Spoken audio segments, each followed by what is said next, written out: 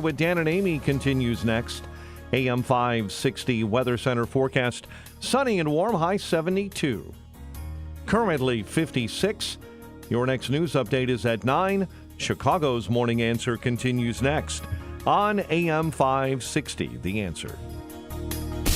Now, from the Signature Bank Studios. Only the biggest stories, only the biggest guests, and only the biggest opinions. This is AM 560, The Answer.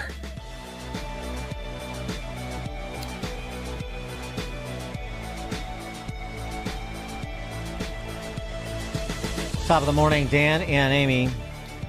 Andrea Kirsten is the head of COPA, a civilian oversight body when it comes to police. And she's taken full advantage of her little star turn with the national attention being paid to the fallout from the Dexter Reed police-involved shooting after the body cam videos from police officers involved were released last week. She was on CNN over the weekend explaining what COPA is doing. It's very interesting since COPA seemed to have drawn an immediate conclusion about the police when the memo was made public that called for them to be stripped of their police power, something that we talked with former top assistant Cook County State's Attorney Bob Milan about last week, and he said that was wholly inappropriate. Here's Andrea Kirsten on CNN. All I can really assure the public is that, again, the totality of the circumstances, including officers' actions and Dexter Reed's actions that led to this use of deadly force and led to this fatal shooting and an officer being shot, are all of what we will be examining as our investigation continues.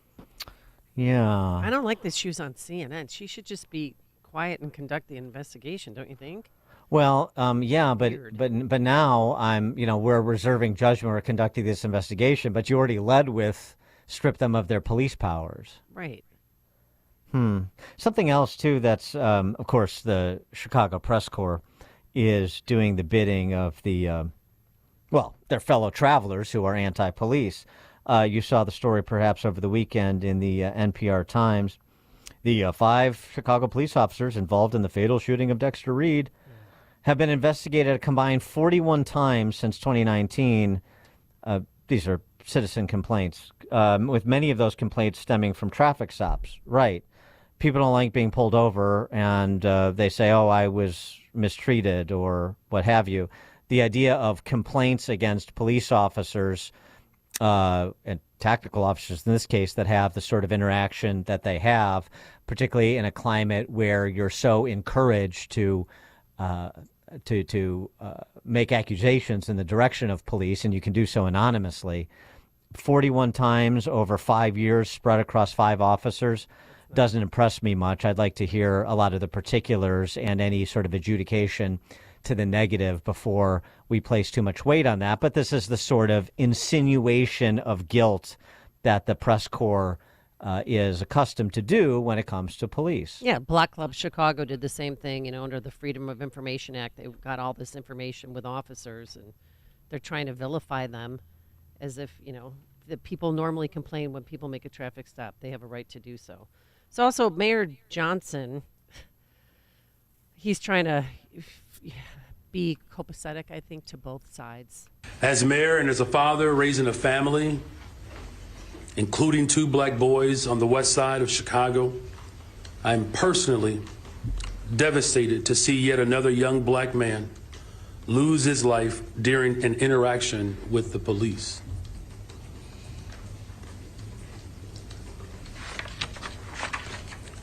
My heart breaks for the family of Dexter Reed.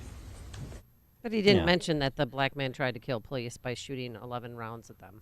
Yeah, but he did the day after the videos were released when he said, oh, and also there was an officer who shot and he was black too. And if the bullet had been a few inches in a different direction, he could have been killed.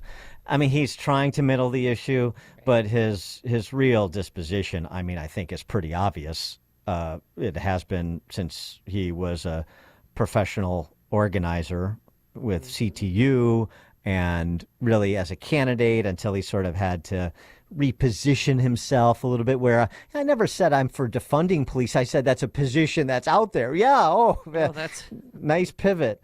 So, I mean, you know where he's coming from. Everybody knows where he's coming from. And everybody knows that the antagonism towards police, particularly layered in with racial politics, still sells, unfortunately. We can't get past the racial politics just to talk about people obeying the law or not obeying the law. As our friend Charles Thomas is wont to say, this is about people who obey the law and criminals. People who obey the law and criminals. It's real simple if you make it just about everybody following the rules and being respectful of one another. And if somebody isn't, then that person needs to be held to account regardless of their race.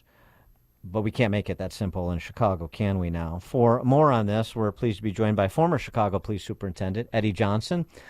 Eddie Johnson, thanks for joining us again. Appreciate it. Hi, Dan and Amy. Thanks for having me this morning.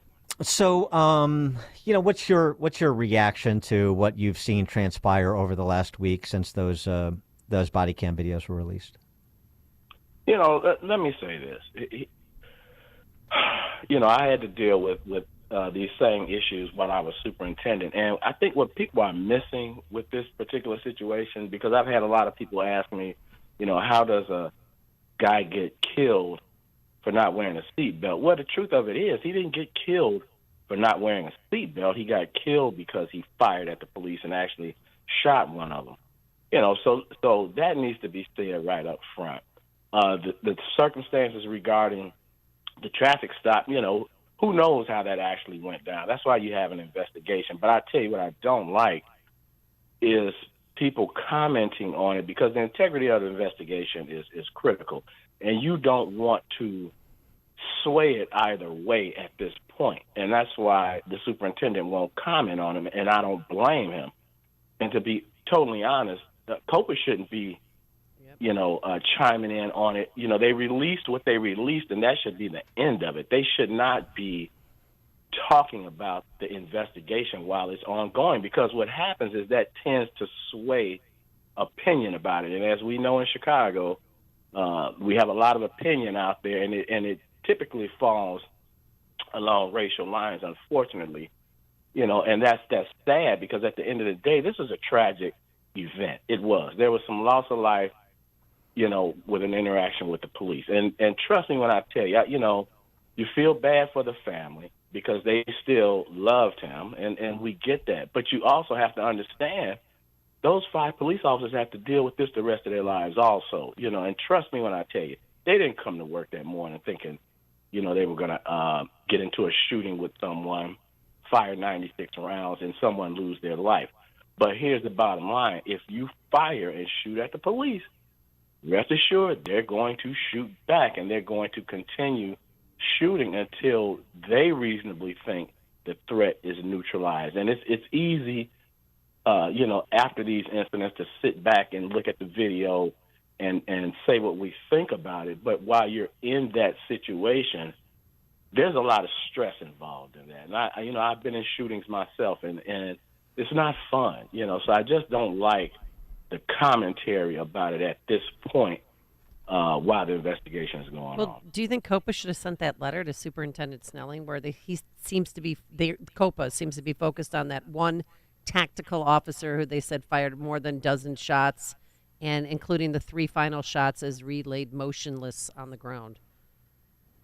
Well, I think, that's pretty standard when you have police-involved shootings. I got those letters all the time also, and I never made a decision on things like that. It had to be really egregious for me to relieve police officers prior to the investigation being complete. Now, sometimes you might, so I don't have a big issue with them actually sending the letter. But I think at this point, they shouldn't be commenting on whether or not, they shouldn't be commenting publicly on whether or not those officers should be relieved of their police powers. They sent the letter, and let's leave it at that. Wouldn't you like, I understand what you were saying too, and we've said the same thing about families grieving, and the family in this case, the Reed family grieving, and you want to give them wide berth to grieve however they need to grieve because they lost a loved one, even if he was flawed and he did some things wrong. But in this moment, wouldn't you just want once like to hear somebody say, "It's terrible what happened to my son, and I don't wish this on anybody else." And one of the things that we have to recognize is that whatever the police did, my son was wrong to, in this case, open fire on police. And I hope to, message to other young people out there, whatever happens on the street, this is why we have courts of law. My son was wrong. Maybe he shouldn't have been pulled over. Then investigation will determine that. But he was wrong to open fire on police. Don't do that. Don't waste your life. You know what, Dan? I was having a conversation yesterday about that exact thing. And, yeah, it would be nice. I understand people are grieving, because they lost a loved one. And I also understand, the financial ramifications with something like this. But the bottom line is this. I tell young folks, especially young black guys, if the police stop you and you think you're violated, then your remedy and relief is filing a complaint or filing a lawsuit, and you get your remedy through court. But you don't have the right to just defy them and not comply. Let's face it, and I hate to put it this bluntly, but it's the truth. Had we had compliance in this incident as well as some of the other ones, we wouldn't even be talking about it. And the fact that he fired first at the police, let's not skirt that issue. That's what ultimately caused the shootout, not the seatbelt. So it is a little aggravating for, police, law enforcement in general when this type of thing happens. But, you're very rarely going to see a situation where people actually admit that the things that you just discussed. It would be refreshing to see that, but I understand that side of it also. However, like you said, it would be nice to hear that. Well, and unless somebody can say that, I mean, other than police or politicians or radio talk shows, until some people in the neighborhoods that are afflicted with endemic violent crime can say that, then you're going to see more of it.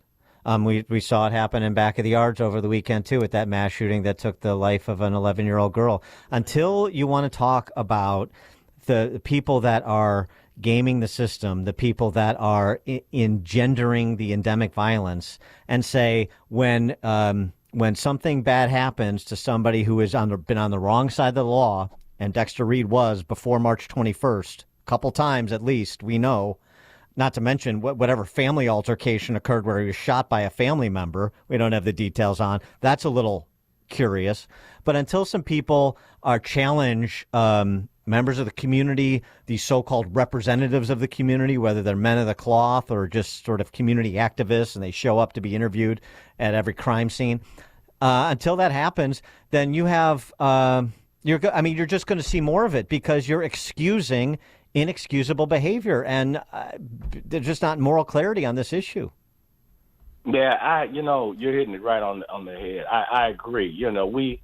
We tend to not want to hold people accountable. You want to hold the police accountable for everything they do, but the general public doesn't want to be held accountable. So until that occurs, you're right. They just exacerbate the problem and encourage other people to, and I'm not saying particularly this situation, but I'm just talking about overall. That's why we have a repeat of people filing frivolous lawsuits against the police, because it's an easy way to make money at this point. And we all see that all over the country. So, when we get to that point, then I think we can lower some of this, the things that are going on right now. I think we can drive it down a bit. All right, Superintendent Johnson, of course, we have the DNC coming here in August. And what are you hearing? What kind of training police are going through now to be prepared for that event? Well, they are going through training, but just talking to police officers, out there in the field, they want more training than they say they're getting right now. Now, I don't personally have any knowledge of what they're actually doing, but I've heard several of them complaining that they don't think they're going to be ready. And let's hope that that's not the case. I know the superintendent is doing everything he can, and one of the faults, I think, of leadership, you have to have the political will to back your police and give them the proper training and resources that they need. And that's why Rahm Emanuel and I were such good partners, because I tell you, he never wavered on, getting the equipment and resources that we needed. So hopefully they'll be ready. I know that they are, going down the path where they're getting these officers trained up. But, at that time we had 13,500. I think there's about 11,500 now. So that's still a large amount of people to cycle through training. So let's just hope that they get it done. Well, yeah, and that was before the defund police movement reached its apex, and even though it's subsided somewhat, I mean, we have no car chases, then it went to no foot chases, now we're questioning traffic stops. Now some people, like Sheila Betty of Northwestern Law, are questioning the existence of tactical units themselves, if she referred to them, and I can't say this enough, as hunters, and Dexter Reed was their prey. So in that environment, and I know you don't want to get involved in the politics of it, but you can't avoid it, given it's the Democrat National Committee, given that these professional agitators are all of the leftist variety. I don't know how it ends well if there's any sort of disruption, which seems to be in the planning stages right now from what we've seen at Teamsters halls around town and so forth. Yeah, listen, I've heard the rhetoric about tactical teams. Here's the situation. The uniform officers out there in patrol in the districts are really tied to that radio. So you do need a group of officers that can respond, independently of the radio. I think it's an easy point your finger type deal for a lot of people far to the left. But the reality of it is, in a big city like Chicago, you need tactical officers. You just can't operate in a city like this if all you have is uniform officers out there racing from call to call. It just doesn't work like that. And I know, a lot of people don't understand that, but that's just the reality of it. And then we have to understand too, you got tactical teams in all the districts as well as some units. We hear about these things every so often. We have thousands of encounters every day in the city of Chicago with police officers. And you don't hear about a lot of negative things, such as what happened with the incident with Dexter Reed. So when you look at it in those terms, yeah, you're going to have some things, because believe me, Dan and Amy, policing is not easy. So sometimes you're going to have situations. Now, one thing that I liked about the consent decree is it was supposed to, and it was while I was there, but it's supposed to ensure that the Chicago Police Department gets the money, the resources, the training, and the equipment that they need to bring them into the 21st century. And from what I'm hearing right now, it's lagging behind.